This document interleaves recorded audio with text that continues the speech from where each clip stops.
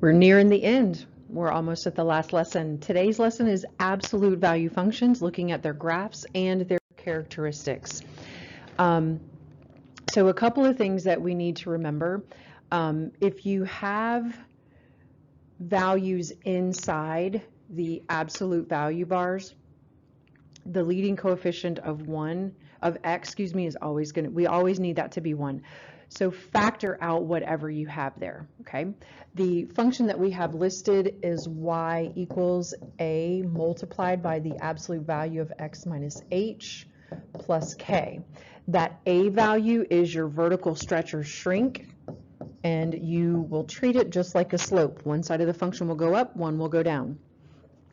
The h and the k give you your vertex. You actually do the opposite of what's in the parentheses, comma the k, because h is going to move you to left or right, k is going to move your graph up and down. If your a value is positive, it's going to make a V face up. If it is a negative, it's going to make an upside down V. There you go. All right, let's get going. So graph our function, f of x equals the absolute value of x plus 1 minus 4. So first thing I got to do is take the opposite of what's in the absolute value bars, -1, and then -4 for my vertex. Go ahead and plot it. You know where it is, -1, -4. Boom. Okay. Then we're going to use that leading coefficient. The a value is positive 1, which means to the right of the graph, I'm going to have a positive slope of 1. Cool. To the left of the graph, I'm going to follow that same pattern.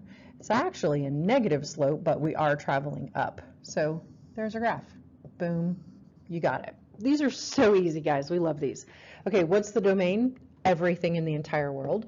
-infinity to positive infinity. What's your range? There you go. The lowest y value here is -4. It's a bracket, and it travels up to positive infinity. For absolute values, you should have one section of the graph that increases and one section that decreases. In our case, the right-hand side of our graph increases. Remember, just like we did in previous lessons, we are looking at the domain. So I'm looking at those x values to get me intervals of increase and decrease. So where x equals -1 out to positive infinity, it's increasing. Where x equals -1 to negative infinity, that's where it is decreasing. So increase -1 to positive infinity, decrease from negative infinity to -1. The end behavior, both sides are going to do the same. They'll either both go to positive infinity or they will both go to negative infinity. We've written this statement so many times, we know how this goes. Since we have a positive slope for this absolute value function, both left and right sides of our graph are going to approach positive infinity as we move out to the sides. There you go. Piece of cake, absolute values. Number 2, negative absolute value of x plus 2 minus 4. Make note, our a value in this case is -1. It's going to be a face down absolute value. Where's your vertex? Opposite of 2, -4. So at -2, -4. Didn't we just do that? I think we did. That's okay. But this guy has an a value that's negative. So we're going to drop down 1 to the right, continue that pattern, mimic it to the left, down 1 to the left 1, so that we can get our function graphed. Okay. Domain, yep, everything. -infinity to infinity. Range, the highest y value is now the y value of the vertex. So the range starts at -infinity and stops at -4, bracket. The left-hand side of our graph increases, the right-hand side of the graph decreases. And again, we're looking at where the graph splits in the domain. So we're increasing from -infinity to -2. That's where the vertex is, that x coordinate. Decreases at -2 out to positive infinity. Because this function has a negative rate of change, or negative a value, As x approaches negative infinity, f of x is going to approach negative infinity. That's going to be true as x approaches positive infinity. Again, those f of x values, those y's, are also approaching negative infinity. These go so fast. They're so easy. We love these functions. Okay, number 3. F of x is -3 multiplied by the absolute value of x minus 1. Okay, this one doesn't have a number added onto the back end, so I'm just going to tuck that there so I can determine that the vertex is +1, 0. Alrighty, so 1, 0. Got it. My a value is negative. It's going to be a face down. This one has a steeper slope, so from that vertex I need to drop down 3, go to the right and left 1. Drop down 3 more, go to the right and left 1 more. So we see that it's still the same shape as the previous function, just a lot skinnier. Okay, domain, yep, that's a gimme, negative infinity to infinity. Range, bottom to top. The lowest y value is negative infinity, the highest y value is 0 with a bracket. The left side of the graph across the domain increases. So from negative infinity to +1 it decreases, or excuse me, negative infinity to 1 it increases. And from 1 to positive infinity it decreases. As x's approach negative infinity, f of x approaches negative infinity in behavior on the left side. And as x approaches positive infinity, f of x again approaches negative infinity. That's your end behavior on the right side. All right, number 4, 2 multiplied by the absolute value of x minus 2 and then +3. Vertex is 2, 3. A value is +2. Graph is going to open up. So I'll plot my vertex at 2, 3. And use that a value as a slope, up 2 to the right 1, up 2 to the right 1, mimic it to the left, and sketch your function through those points. Domain is a gimme, negative infinity to infinity. Range, what's your lowest y value? That's right, it's where the vertex is, at 3, increases out to positive infinity. In this case, the left side of the graph decreases and the right side of the graph increases. Okay, so let's do the decrease part first. That's fine. So from negative infinity to the x value of the vertex 2, we decrease. From 2 to positive infinity, we increase. And our end behavior will be the same on both the left and the right sides of the function, because we have an absolute value function. Left and right are going to do the same. And in this case, as x approaches negative infinity to the left, it's increasing to infinity. Same on the right. As x approaches positive infinity to the right, our y values are still approaching positive infinity. Okay, we got it. We are rolling through these. All right, example 5. Graph f of x equals the absolute value of -2x plus 3 plus 1. So this one's a little bit different than the previous examples because we don't just have an x plus or minus a number inside the absolute value bars. So you got a couple of choices. To find the x value of the vertex, you can take whatever you have in the absolute value bars and set that equal to 0, and then solve for that value, and it'll tell you the x coordinate of your vertex. So -2x plus 3 equal to 0, that's going to give me a -2x equaling -3, so x is 3/2. Okay, so the vertex x value is 3/2, the y value still stays the same.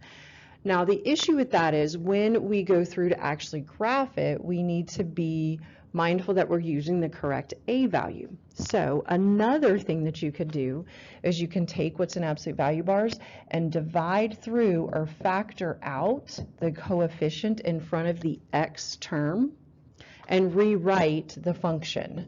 So we can write f of x equals -2 multiplied by the absolute value of x minus 3/2, and then plus 1.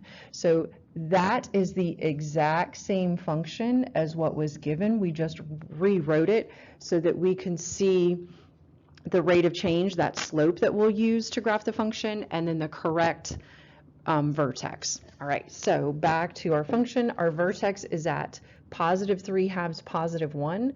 So go over 1.5 and up 1. And then our slope, or our rate of change, is -2. So from that point, I'm going to drop down 2 to the right 1 a couple of times. And then I'll mimic that on the left-hand side, down 2 to the left 1. And make sure that those points are halfway between x values. All right, got everything you need to sketch your function. Looking good. Now we got to talk about domain, range, intervals of increase, decrease, and end behavior. The domain is always everything, negative infinity to positive infinity, and then we split the domain to give us the intervals of increase and decrease. For this function, since that leading coefficient is negative, the left side of our graph increases, the right side of the graph decreases. And again, we're going to cross to the x coordinate of the vertex. So from negative infinity to positive 3/2, the function is increasing. And then from positive 3/2 out to positive infinity, the function is decreasing. Okay, all right, let's talk about our range. The range is bottoms up, bottom to top, the y values. So the lowest y value that we have is negative infinity, and the highest, that maximum value where our vertex is at positive 1 with a bracket. And end behavior, so what happens on the far left and on the far right? So as the x's approach negative infinity, the left side is traveling down, f of x approaches negative infinity, and as x approaches positive infinity, f of x to the right is also approaching negative infinity. Okay, good job. We got one more to do and then we're done with this lesson. Yay us. Number 6, f of x equals 2 multiplied by the absolute value of 3x plus 1 minus 4. Okay, so again, just like we did in the last one, you can take what you have in the absolute value bars and set it equal to 0 and solve to get your x value of the vertex to be negative 1/3 and your y would be negative 4. Okay, so our vertex is negative 1/3 comma negative 4. The other thing that we're going to do, we're going to divide by the coefficient, factor that out, so we can rewrite our function. And I have a 2 out there already, so it's really 2 multiplied by the 3, or 6 multiplied by the absolute value of x plus 1/3 and then minus 4. That is the function just written a little bit differently. So we're going to graph our vertex at negative 1/3, negative 4. So we're going to tuck just a little bit to the left of the origin, go down 4 units. Our rate of change, or our slope in this case, is 6. So from here, from that vertex point, I need to travel up 6 and go to the right 1. And I need to travel up 6 and go to the left 1. And then you can do that again. It'll be off the graph, just a smidge. So you could get a couple of other points and then sketch your function. Alrighty, here we go. Here's our absolute value. We see that that one is super wicked tall and skinny. There you go. All right, domain, all of our x values, as always, negative infinity to positive infinity. That splits the interval of increase and decrease. In this case, the left-hand side of our function is decreasing. The right-hand side of our function is increasing. So we're using the x value of the vertex.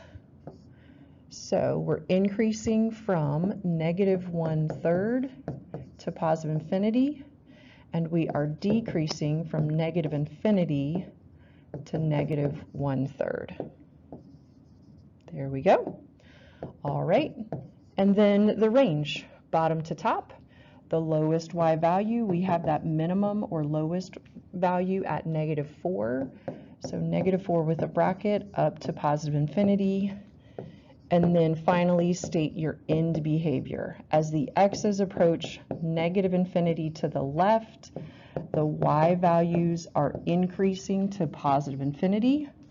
And as x approaches positive infinity on the right, f of x, or those y values again, are approaching positive infinity. Remember, your end behavior is going to approach the same value, positive or negative infinity, every single time for left and right sides. Domain is always going to be negative infinity to positive infinity, always, always. The interval of increase is going to take the domain and be split by the x coordinate of the vertex. Okay, great job, guys. Let me know if you have any questions, and make sure that you practice some of these on your own. Thank you.